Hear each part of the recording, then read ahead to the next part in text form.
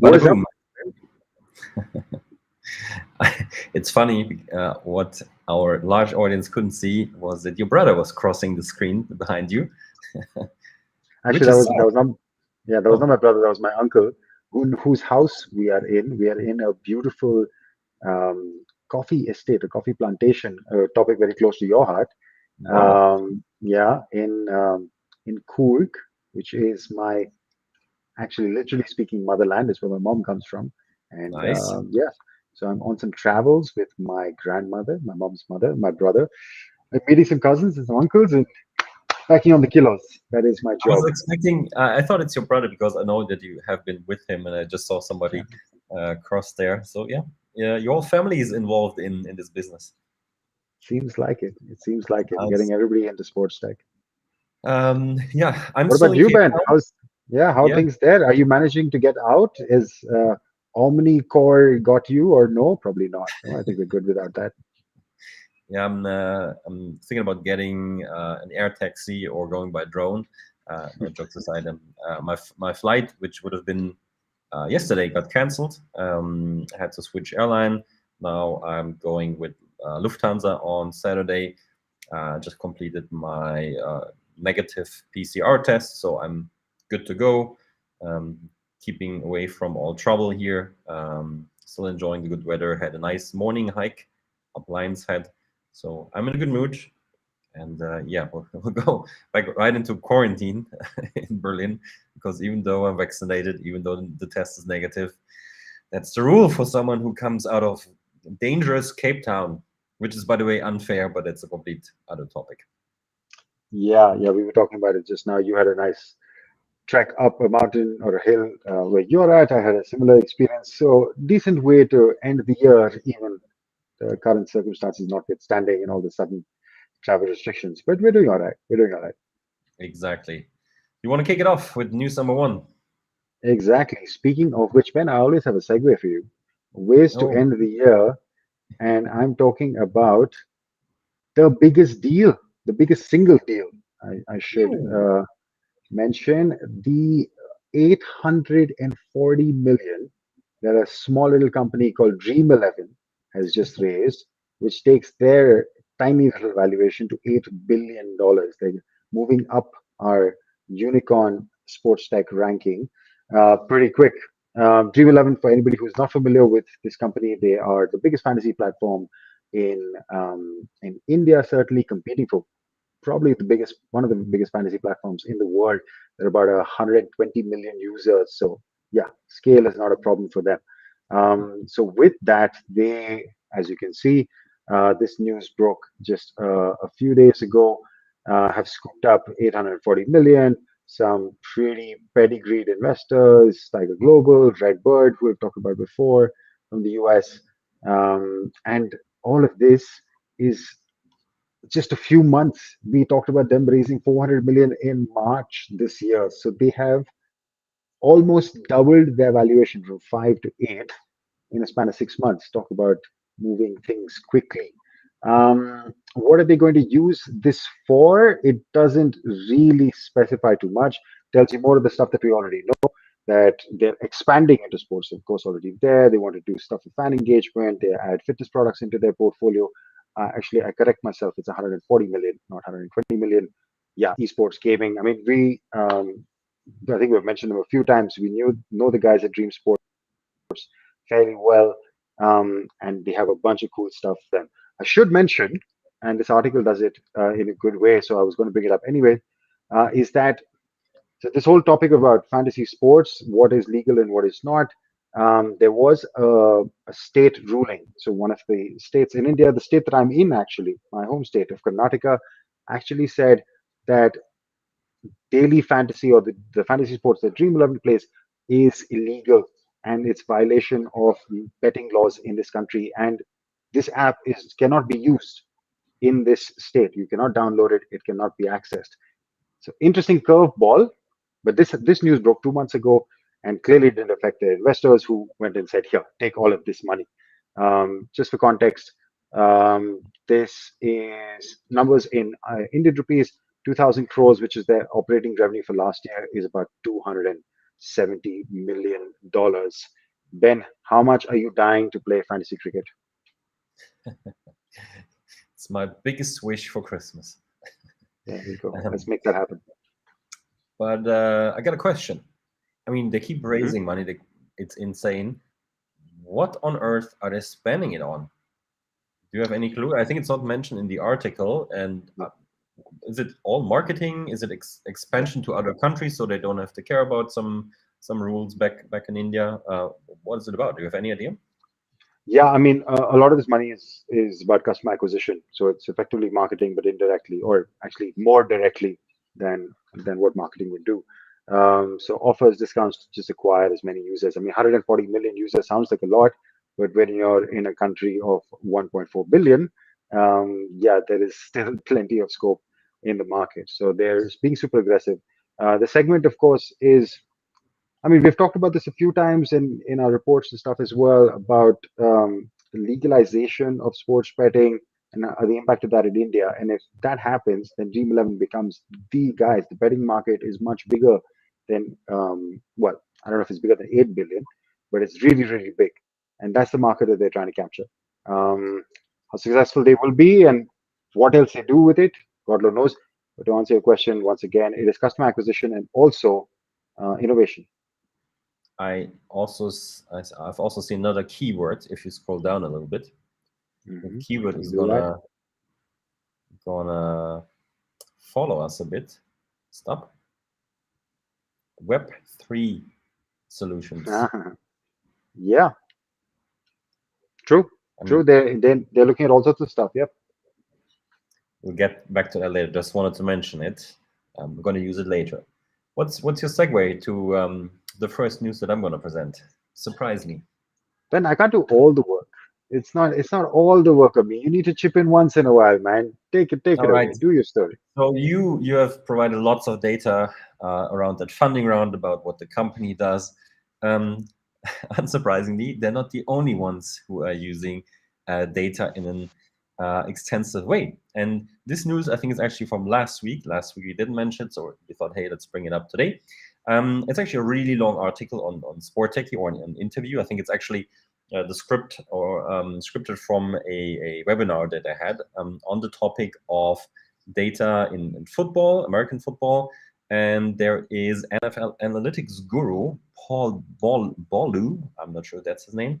Bolu. He says, or he mentioned for the first time that the league has a football quality index, which we both found very interesting.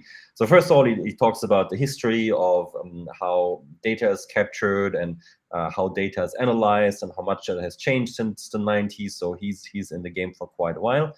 And Paul only joined the NFL 4 months ago as the chief data and analytics officer. So he is gonna look at all the data the NFL has, and those guys have a lot of data. And he says basically the league and also other associations and other sports use it for two things. It's on the fan side for deepening the relationship, for engagement, and on the other side, it's to improve the operational side of things.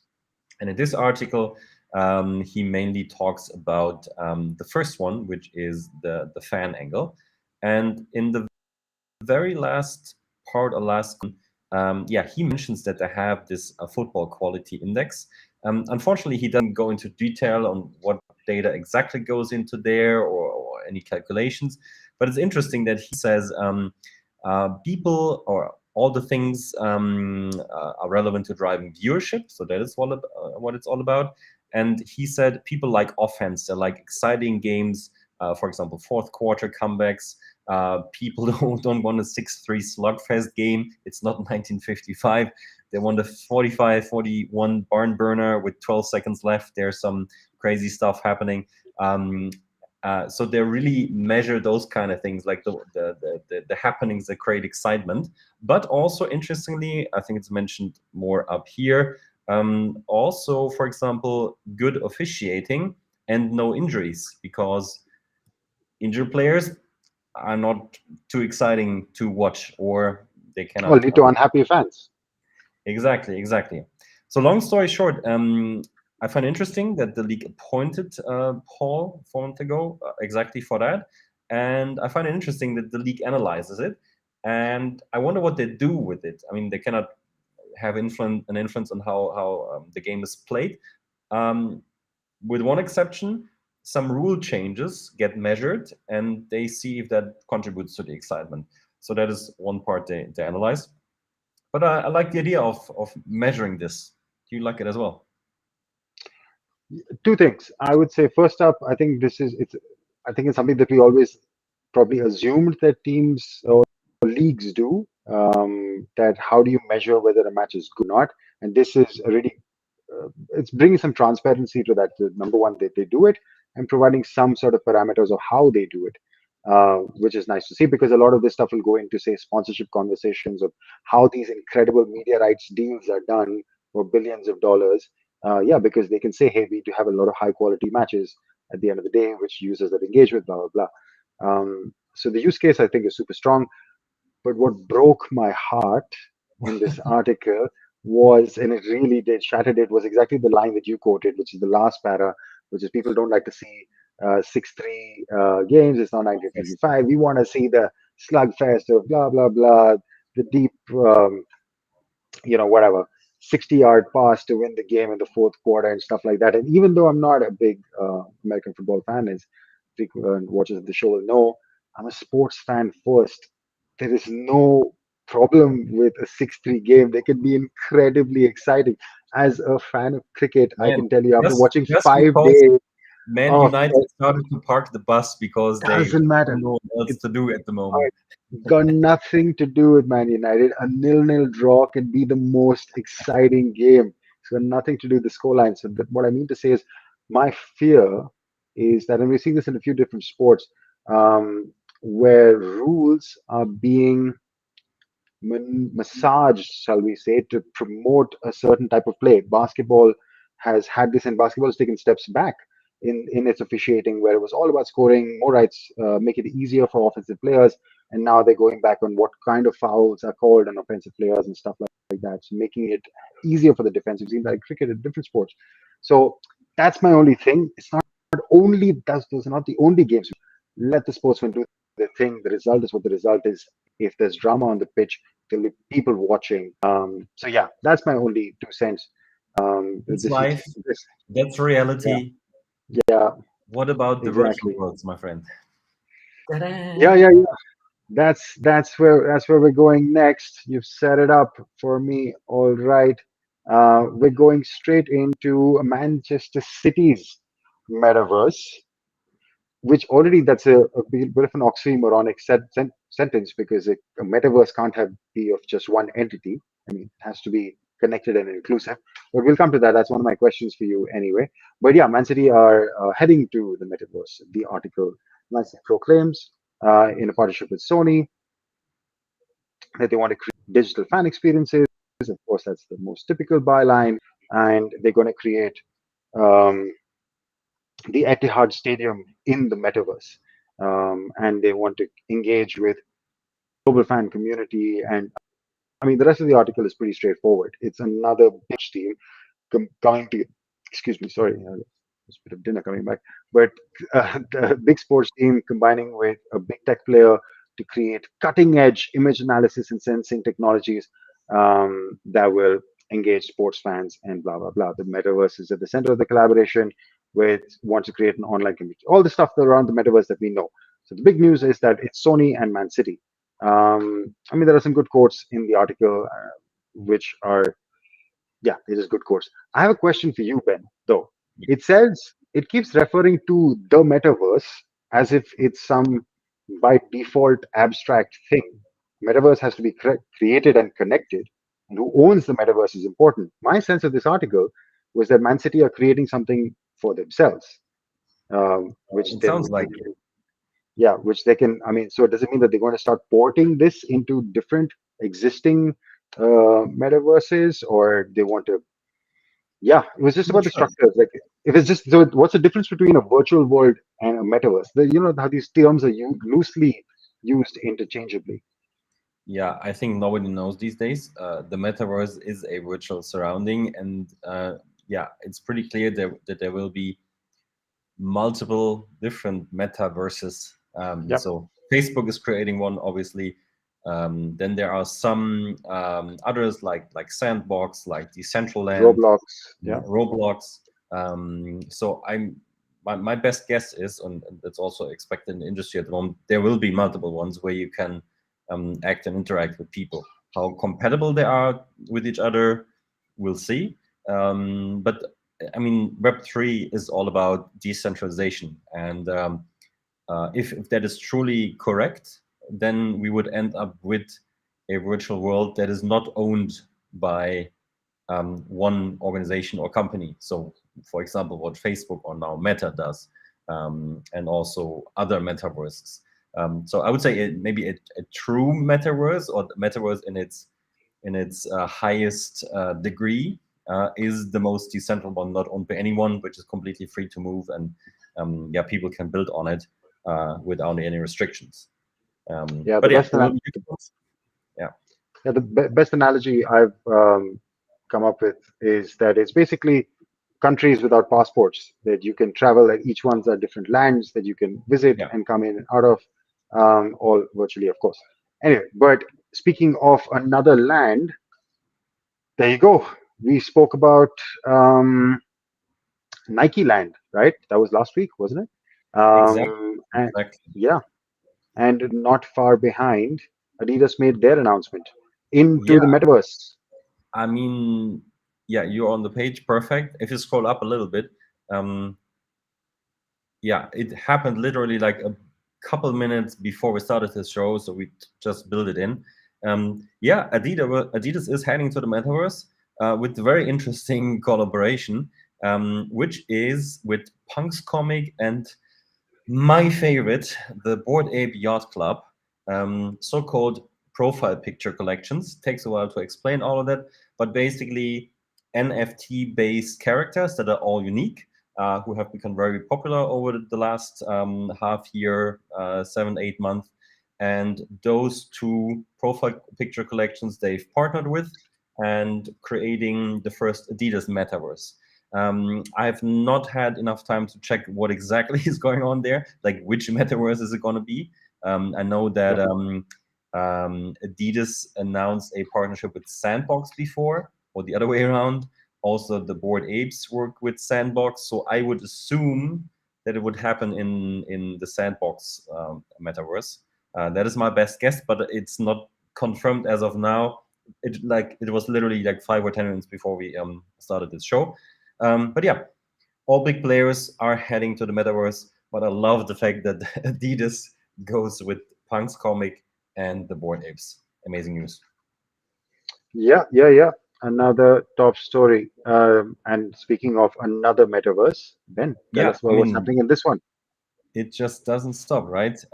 It's not too big of a story that, for example, compared to Nike or what Adidas just announced, but also the NFL is exploring the metaverse in some way. Not at, I wouldn't say, yeah, not as committed as the other two yet, but they're testing waters a bit. Also, the NFL works with Roblox, which is not a surprise because NFL jerseys are made by Nike, and Nike partner with Roblox, so that makes a lot of sense. What happens there is they have set up a shop, a merchandise shop in the Roblox world, and they're offering jerseys and helmets. I think first it's I don't remember which one it was, like one of the two conferences first, and then they added a second one. So by now, all 32 teams should be available on on in the Roblox metaverse. What I haven't checked yet is if those jerseys that you buy, if they are NFTs or not. That I need to check. I think it would be clever if they would be. But yeah, as the first league, so to speak, they're actually present in the metaverse. I mean, we know that DFL, German Football League, has signed a deal with the football club, Germany-based company, who also offers virtual merch, also some sort of metaverse then. But yeah, now it's the NFL having that up and running. So metaverse, metaverse, metaverse all around.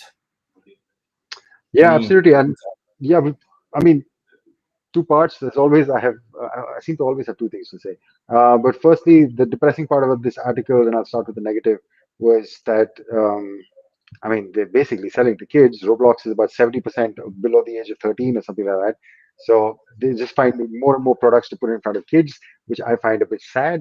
Um, like this is giving a whole new meaning to catch them young and watch them grow, and developing a behavior of consumerism that anyway I'm not a big fan of. But more importantly, the conversation around virtual merchandise versus NFTs, like the format of deployment of how to actually get virtual merchandise out in the markets. And we were talking about this before we came on as well. I think the easier, cleaner formats. I mean, the NFTs is one way to go, or you just make merch available and how it comes into your profile. I think there is some interesting evolution in those formats to be seen. Um, for example, what is the dress code in a metaverse is one way that you could give access and things like that. But I mean, those are more abstract concepts as of now. It's too early to see what works. But yeah, another partnership, another thing to wear for a being that does not exist. Yeah. I'm curious about your segue now, because that is a far-fetched. Then, speaking of things that we thought did not exist, Yeah. everybody All right. everybody has watched Minority Report and many such movies, which had cars flying all over a um, say imagined road. Well, that road is not necessarily imagined anymore. It is much closer to us than we think. In the sports world as well, Paris 2024 will be flying us into the games, at least according to Potentially. present. Potentially. But I think there's no reason to believe that it wouldn't happen. I mean, the article actually does a pretty good job of taking a almost an attention-grabbing headline and converting it into, hey, there are some real steps that are happening. So let's break this down. Top story of the week, the one we found most interesting, um, the use of flying taxis to shuttle fans across Paris during the 2024 Olympic Games. Okay, that headline. What are these flying taxis? Basically, of course, that's simple. The cars which are not on the road. There will be two flight paths that they want to create to alleviate congestion during the Olympics. How are they executing this plan is what I was more interested in. That they already, number one, have a test site, which is been earmarked, which is already active, and there is some testing of flying vehicles happening at this airfield. I will not even attempt pronouncing this name. Ben, maybe your French is better than mine. Um, there are 30 manufacturers already in here. Um, a lot of the companies that we know, Volocopter, Airbus, I was surprised by. I didn't realize that they were doing so much in this space, Vertical Aerospace, and other companies. So a lot of guys who we know from the flying vehicle space are involved in this testing. And yeah, it gives details about what kind of altitudes they're at.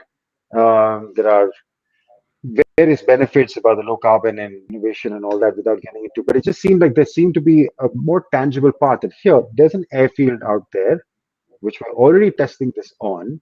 There is a really interesting use case, which is in a decent timeline, 3 years from now, where we think we could implement this. And we're inviting some top manufacturers to be involved in effectively this tender or something. It sounded legit to me, I will say. I really enjoyed this Photoshop picture, by the way. Fantastic work Yeah, I know, by right? Yeah, it's an Indian outlet, right? yeah, it is Republic World. Great work. Yeah. Yeah, I mean, of course, it looks amazing, and I mean, it's great for PR, and yeah, we know that the Paris Olympics have a strong innovation team, and I assume Yeah, that falls underneath this umbrella. So I would love to see it. I would love to try it. I would prefer other people to try it first before I try it, but they said it's below 300 meters, which is yeah, still high, right? So I would prefer like having it at like, I don't know, 5 meters maybe, just in case. But I guess that's a bit tricky. No, but the question is, why do they do this? Yes, It's good for the environment. Yes, it's cool to show it, but is it actually needed? And I don't know how many people fit in there. They don't look too big. How many would they need, and would it really help? I mean, is there too much traffic? I mean, would that help in that way? So it looks a bit like more like a PR thing. Really, wait, are you contesting flying vehicles? You don't see, or do you see that they, as a concept, are not useful? I mean, in a congested world of traffic No, in general, enough, yes. yeah. I'm just wondering if this is based on, let's say, an analysis that said, hey, at the Paris Olympics, we're going to have an issue with suggested streets, congested. Yeah, I guess. I mean, it's hard. How do you predict traffic 3 years from now? I think that's a different thing. You can give whatever models that you have, but these are just models and they're based on assumptions. Yeah. But I think in general, the thematically the use case is interesting, and I think that's one that you're going to see more and more. I think flying taxis or flying local mobility is an eventuality rather than a pipe dream. It's going to happen, and I thought it was interesting that hey, there was a sports-related target that had been set for a city like Paris. I did try to do some quick research to see what else Paris was doing for flying vehicles, and I didn't see much. So this came out like a bit of a bolt that hey, for the Olympics we're going to do something. It's like okay, Nice. interesting. Let's see what that connects to. We should go there and test it. Yeah, why not? We should do a live show out of one of the flying taxis. Man, if 3 years from now you and I are still doing this live show, either things have gone really well or really not good at all. I'm going to do some sort of live show with 5G out of a flying taxi at some point. And by then it'll be like 17G or something like. But yeah, it'll be something. Yeah, fantastic. Well, this is it, right? Yep. Maybe a little bit of information to our audience. So the year's coming to an end slowly. We Would you just believe shot it? another video to communicate that we're not gonna shoot any product reviews anymore this year because we're starting our vacation soon. And I think we're also gonna do a little break with this show, right? Yeah. In actually, we haven't picked a date. I think we have a show next week, but maybe that is that our last one or the one after? We'll figure that out. We haven't decided yet. Yeah, we Let haven't me decided. check. I think we can. Yeah, I think we can do 2 more. Yeah. Probably for the year. Yeah. Oh, we just had a comment in the chat. David, good to see you. Formerly David? at Hype, not sure if anymore. I think not. hope I'm not mistaken. But good to see you, anyways. Yeah. So just to let you know, mentally prepare for this. Maximum 2 more shows, and then we're off for a couple weeks. Anything else to add from India or Cape Town? Not for today, not for me, Ben. I'm going to go and see what my Manchester United is going to get up to tonight. Oh, it's tonight, right? Rangnick's first game, correct? But he's not going to be on the touchline. But yeah, I guess he will be involved officially. He got his work permit today. He's going to be involved on the touchline from the weekend. But yeah, United Arsenal, let's go. Interesting. Sweet. All right, guys, that's it for this week. Have a good one. See you next one. Cheers. Ciao.